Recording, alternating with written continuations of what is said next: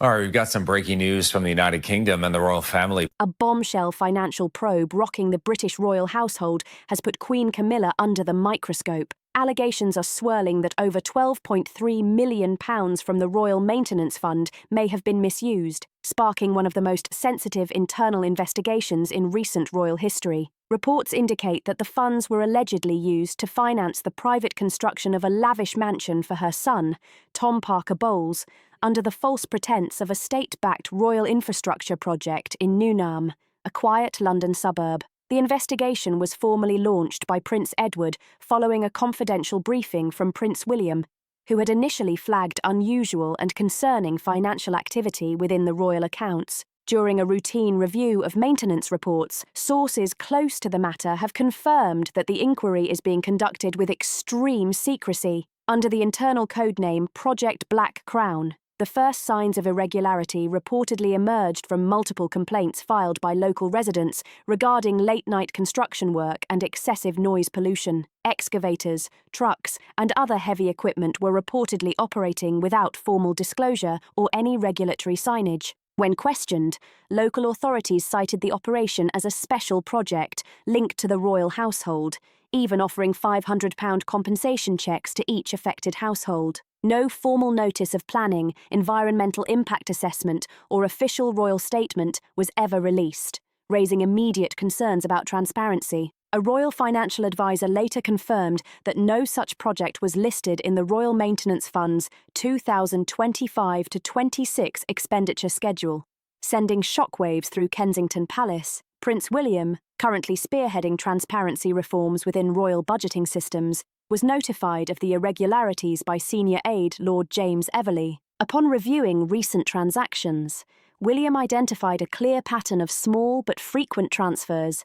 made to a company named Denning and Sons Construction Limited, based in Greater London. A total of 47 transactions were logged between February and April 2025, all under the £50,000 auditing threshold. When combined, these payments amounted to over £2.1 million, yet none were assigned an official project code. This discovery prompted William to escalate the matter discreetly to Prince Edward, requesting an independent financial tracing operation. Prince Edward, long known for handling internal, logistical, and ceremonial duties, was granted special authority to oversee the investigation. To conduct a preliminary review, Edward assembled a 3-member team consisting of Eliza Thorne, a Royal Treasury forensic analyst, Lord James Everley, an internal auditor, and a data security liaison from the Royal Archive whose name remains undisclosed. Their mission: cross-check Royal Maintenance Fund disbursements with real-world construction activity and identify inconsistencies between declared and undeclared projects. After 96 hours of detailed forensic review, major irregularities began to surface. Thorne uncovered a financial flow involving 5 shell companies based in London and Surrey. Each received fragmented amounts from the Royal Maintenance Fund, which were eventually traced to a newly opened Jersey-based account under the Parker Heritage Trust. The account listed Tom Parker Bowles, Queen Camilla's eldest son from her first marriage, as controller. The total funds matched the projected cost of a luxury property, £12.3 million. Verified architectural plans provided by a former contractor revealed features including a 3-floor private residence, underground wine cellar, private theatre, and bullet-resistant glass. The project, known internally as TPB Residence, took a dramatic turn when a digital payment authorization surfaced, linking Queen Camilla directly. The last transfer had reportedly been authorized via verbal directive, without paper documentation or council approval. The document bore Camilla's personal seal, a gold-line crest, but lacked oversight from the Royal Finance Council or Buckingham Palace Budget Committee. Furthermore, signature scans from King Charles III and Prince William, found on a separate 47-page dossier titled Royal Asset Restoration Phase 3, were confirmed through forensic analysis to have been copied from earlier documents and digitally inserted without consent at the time the dossier was allegedly signed. During this period, King Charles was under sedation in hospital following a minor cardiac procedure, while Prince William was reportedly present at his bedside throughout the day. As of this report, Queen Camilla has not made any public comment regarding the allegations. However, multiple staff members in the Royal Accounting Office were reportedly reassigned to Scotland, Dublin and Windsor within 72 hours following the first financial flag raised by Lord James. An internal memo circulated within Clarence House instructed press officers to refrain from engaging with inquiries related to the Parker Heritage Trust. Prince Edward has quietly continued to assemble documents and prepare for a closed-door review session with King Charles, members of the Royal Finance Council, and external legal advisors. The royal household now faces a delicate and potentially explosive situation. If verified, the unauthorized diversion of funds could necessitate a full internal audit, repayment of misused public monies, and the possible removal of Queen Camilla from all financial oversight functions within the royal institution. According to a former royal trust advisor, this is not a personal family matter. The Royal Maintenance Fund is partially sourced from sovereign grant allocations and must meet strict legal and public scrutiny standards. Any breach, regardless of motive, is treated as a constitutional risk. More details are expected to emerge as Prince Edward prepares to present the findings to King Charles and the Internal Royal Council in the coming days. The royal investigation, led by Prince Edward into the alleged misuse of £12.3 million from the Royal Maintenance Fund, has now entered a new, high-stakes phase. Key offshore banking data, forged documents, and insider testimony are forming the core of a potential financial misconduct case against Queen Camilla and her son, Tom Parker Bowles. Following the initial discovery of fragmented transfers and the Jersey-based Parker Heritage Trust account, the Royal Task Force has now confirmed at least 5 shell entities were used to systematically launder maintenance funds, disguising them as legitimate infrastructure expenditures over a 90-day period. The 5 UK-based companies, Southwell Consult Limited, Greenfield Masonry, AG Design Partners, Denning & Sons, and Hurstwood Logistics, received recurring payments ranging from £30,000 to £49,800 each, consistently falling just below standard audit thresholds. Combined, these transfers totaled over £8.5 million. Forensic tracing revealed these companies shared the same registered accountant, Mark Hallworth Associates, similar invoicing templates, and directors listed at unrelated residential addresses. Eliza Thorne then discovered that 3 of the 5 companies funneled money into an offshore trust headquartered in St. Helier, Jersey. The Parker Heritage Trust was incorporated via a fast-tracked executive process, typically reserved for high-value clients. Tom Parker Bowles was listed as the controller, with his longtime assistant, Arthur Denning, acting as authorised financial administrator. A final transfer of £3.8 million reached the Jersey account on June 16, 2025.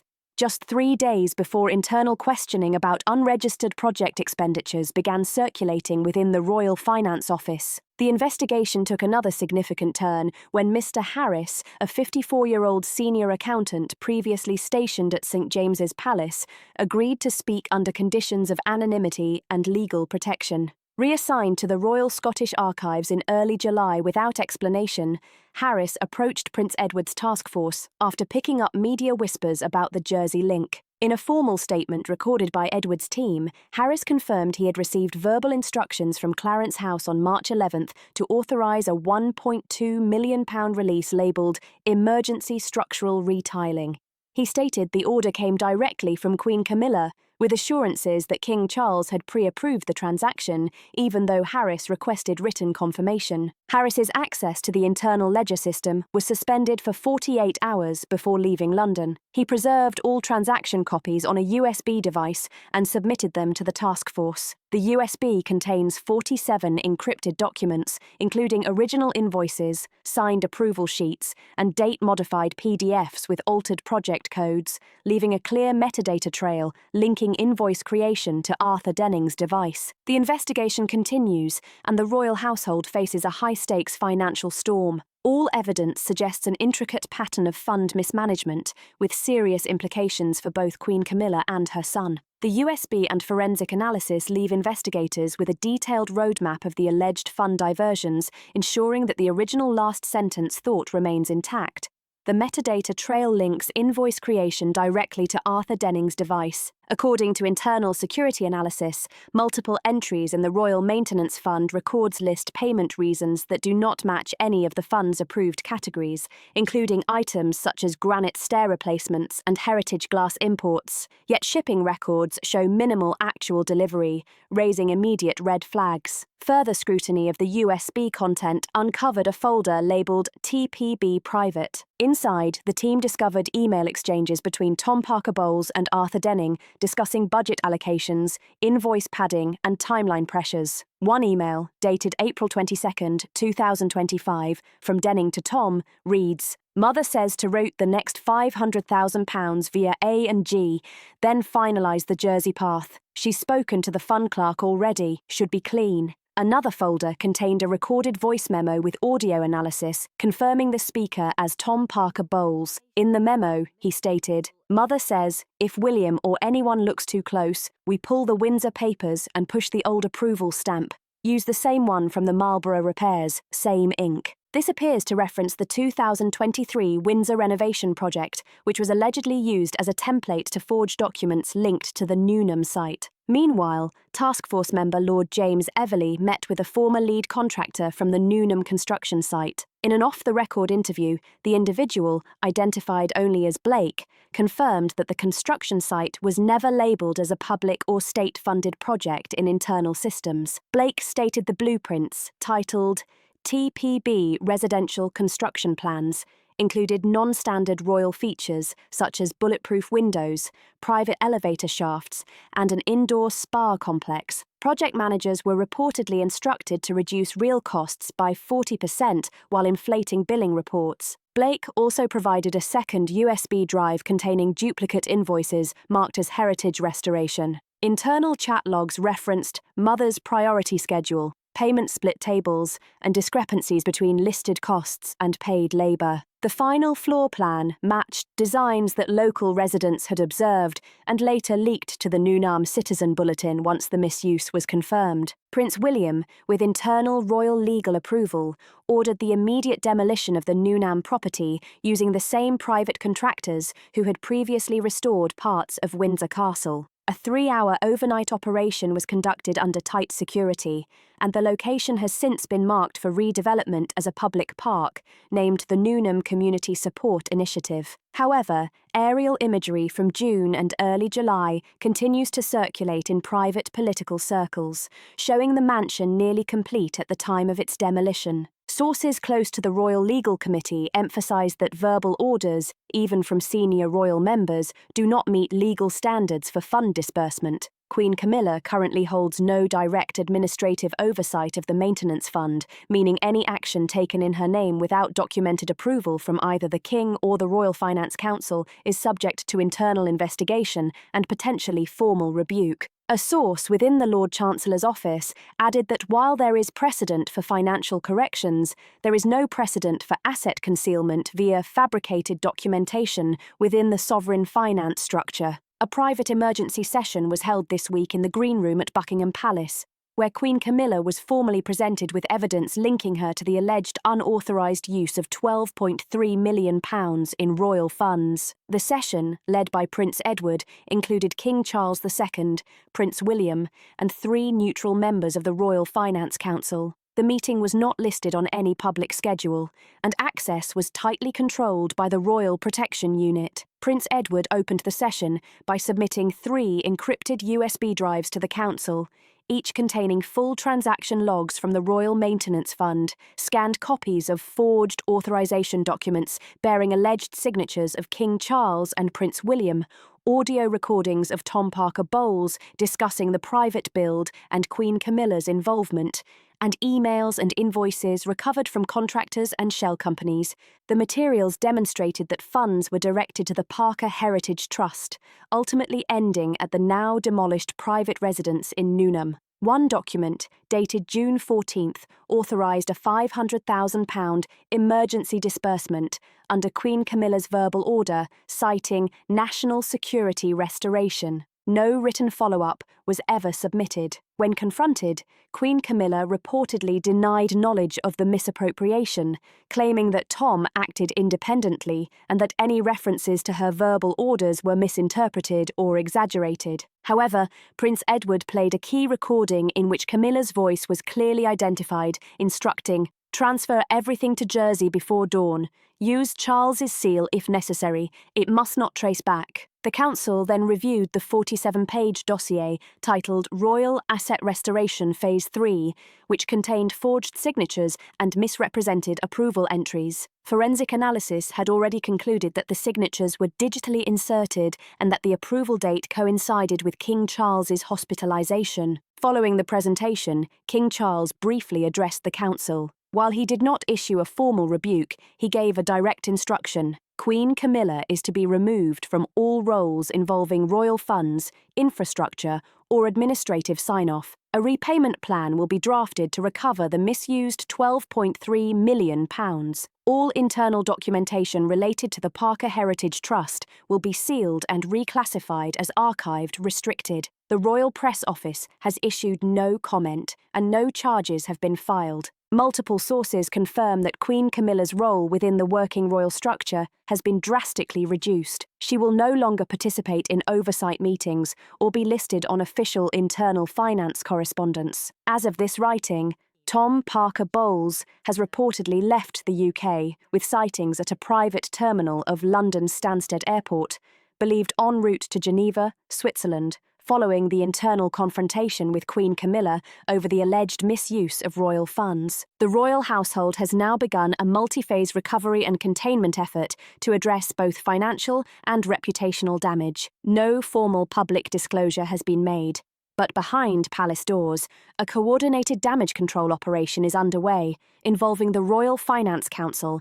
the Crown Estate Legal Division, and senior aides from both Buckingham and Kensington. At the core of the effort is a directive from King Charles III, issued immediately after the private green room session, ordering repayment of the full £12.3 million to the Royal Maintenance Fund and the complete elimination of all financial and structural traces of the dismantled property in Nunham. Shortly after the internal meeting, a discreet demolition operation was carried out at the former TPB residence site. Internal documentation confirms it was a luxury property commissioned under the false pretense of a royal restoration initiative. The demolition was conducted over a 3-hour overnight operation by the same specialist team that restored Windsor Castle in 2023, flown in under non-disclosure agreements and paid through a redirected urgent conservation budget line. The foundation was levelled and a new sign was installed by local authorities marking the site as Royal Park Public Project 2026. The first stage of a cover operation, rebranded as a charitable reinvestment for local community benefit. No media access has been granted. The Royal Treasury Office, under the Crown Estate Legal Division, has launched a full recovery strategy. This includes immediate freezing of the Parker Heritage Trust account in Jersey, legal actions to recover non-dispersed assets tied to the Nunham project and associated shell companies, and reclassification of expenses under non-compliant capital outflows. A forensic audit has been submitted to the Royal Finance Council. Recovery metrics in progress include £3.8 million recovered from Jersey, £4.1 million halted in intermediary UK shell accounts, and £4.4 million pending legal retrieval, including withheld commissions and payments to contractors, while the palace seeks to reclassify the scandal's financial footprint as a restoration discrepancy. The goal is to formally close the books without triggering external scrutiny or breaching sovereign grant regulations, ensuring operational confidentiality and preventing future misuse. Personnel reshuffles across the Royal Maintenance Fund administrative chain have been confirmed. 5 senior accountants were reassigned to outposts in Scotland, Northern Ireland, and Canada, while Clarence House administrative access was revoked for individuals associated with Arthur Denning or Tom Parker Bowles. Internal communications from January to July 2025 underwent forensic review. Dual authentication protocols were introduced for any fund disbursement above £20,000. and Arthur Denning, identified as the operational executor of the mansion project, has been placed on indefinite administrative leave. His access to the Royal Fund database was revoked 24 hours after the Buckingham hearing. The Royal Press Office continues to remain silent, avoiding any public comment or acknowledgement. Sources say the palace's communication strategy aims to prevent inflaming speculation and to stop the story from reaching mainstream media. Internal guidelines issued to media liaisons and government departments direct all Nunham-related inquiries to local council authorities, confirming nothing, denying nothing, and framing demolition as routine maintenance and urban development. Some smaller publications and social media users in Nunham have shared images of the site, but none have identified the royal connection due to the speed of the demolition and lack of prior visibility. As of this writing, Queen Camilla remains within Clarence House and has not attended any official events since the private hearing.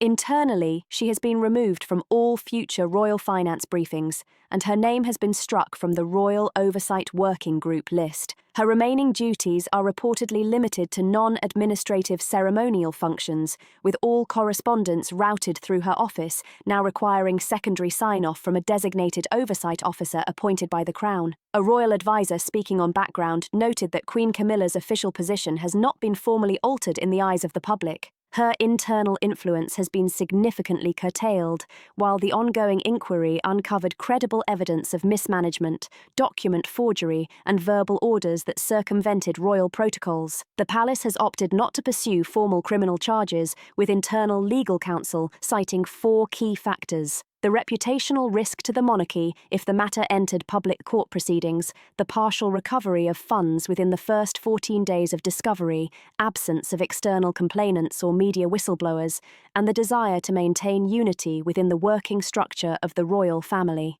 Sources close to Prince Edward confirmed that his role was strictly investigative and internal, with no authority to pursue legal action beyond palace jurisdiction. The systemic weaknesses revealed by the scandal have triggered significant reforms. Prince William has begun drafting a revised governance charter for royal fund management, which includes clear limits on verbal orders from non-reigning members, mandatory quarterly independent audits, and full digital signatures and encrypted audit trails for all expenditures. These reforms are expected to be tabled at the next internal finance meeting in Q1 2026 and may serve as a lasting structural legacy, preventing future breaches of this scale. Following the investigation into the alleged misappropriation of £12.3 million from the Royal Maintenance Fund, Queen Camilla has entered a period of complete administrative isolation, according to palace officials.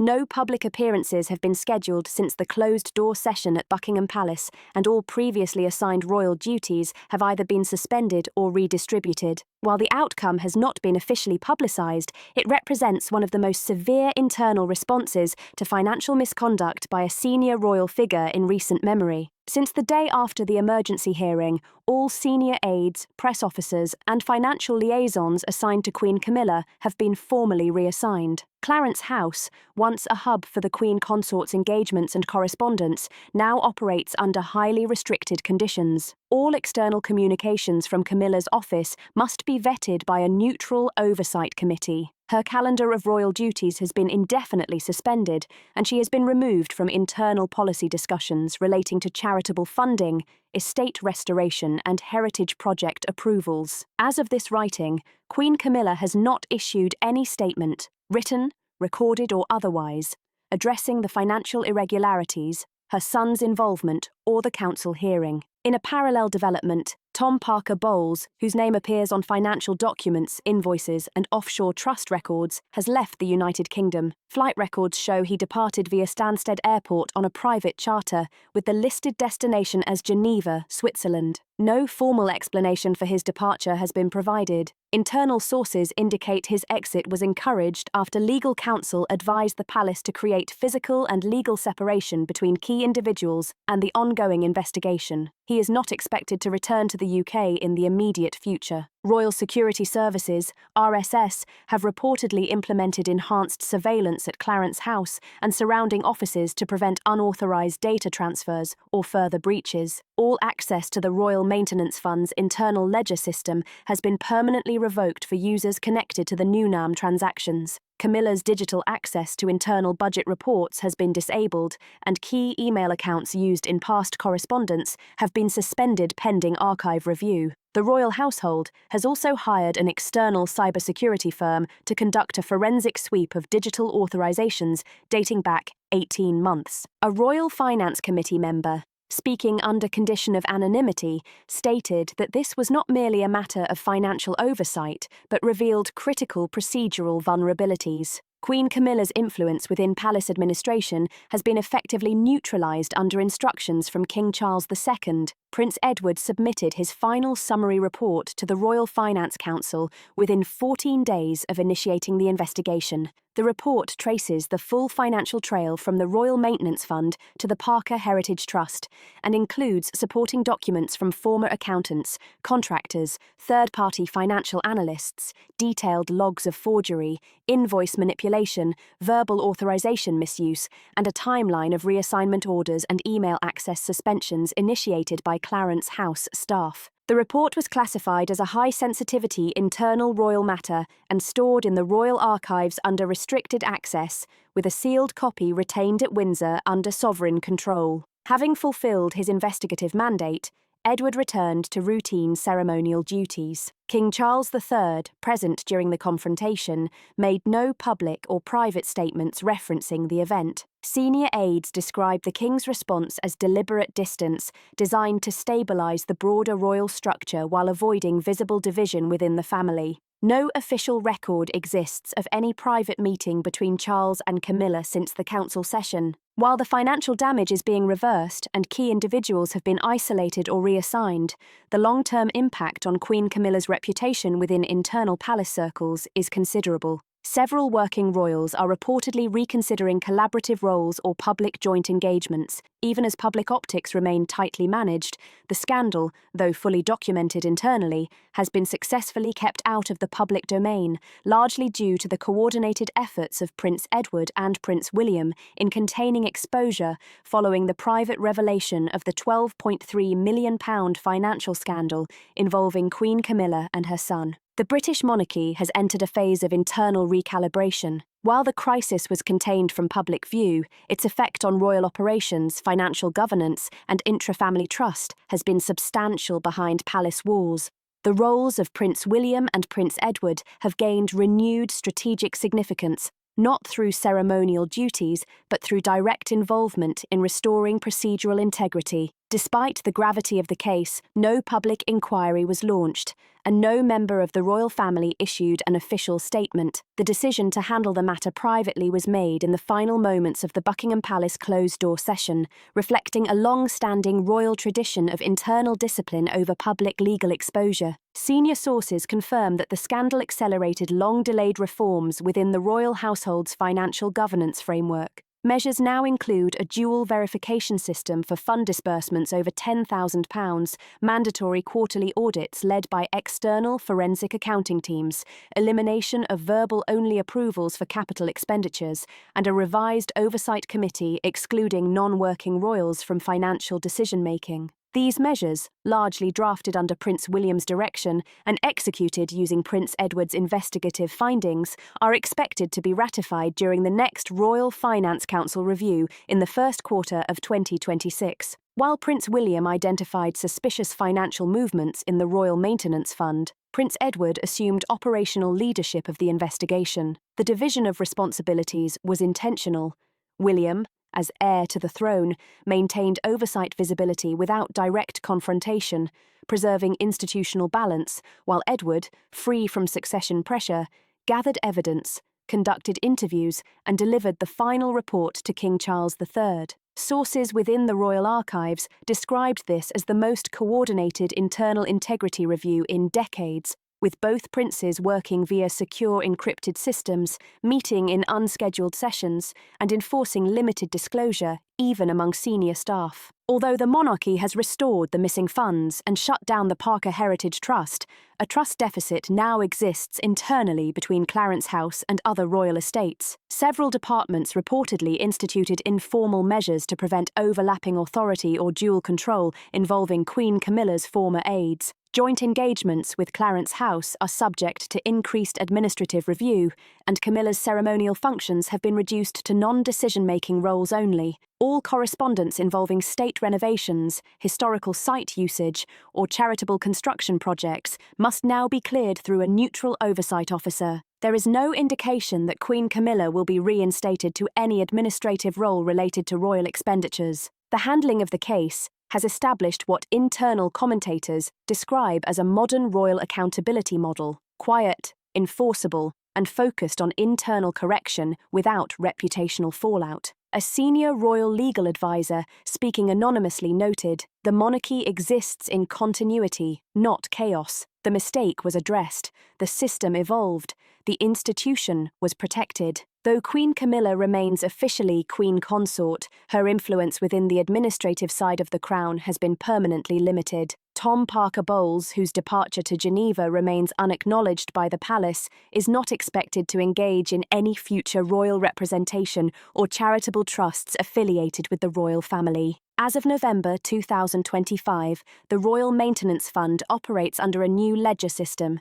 Digital watermarking and live transaction tracking are in effect, monitored by a neutral subcommittee, including Treasury liaison members and 2 senior external legal advisors. The Green Room at Buckingham, where the evidence was first presented, is now symbolically referred to within palace circles as the Reset Room. Prince Edward has resumed public duties but is expected to play a recurring behind-the-scenes role in future integrity reviews. Prince William has remained publicly silent, but has reportedly held 2 internal roundtables with legal counsel and finance officers to review other high-risk areas. No statement has been issued by King Charles regarding the matter. The scandal surrounding Queen Camilla's alleged embezzlement and the unauthorized construction of a private residence for her son will likely never be publicly confirmed by the royal household. However, its consequences are now embedded within the monarchy's operational protocols. Without headlines or formal accusations, a significant internal shift has taken place, driven not by exposure, but by quiet enforcement. The message from within the palace is crystal clear. Private loyalty will no longer override public accountability, even within the crown's walls. If you found this behind-the-scenes look shocking, make sure to like, subscribe, and share this story. Drop your thoughts in the comments. What do you think about the royal crackdown?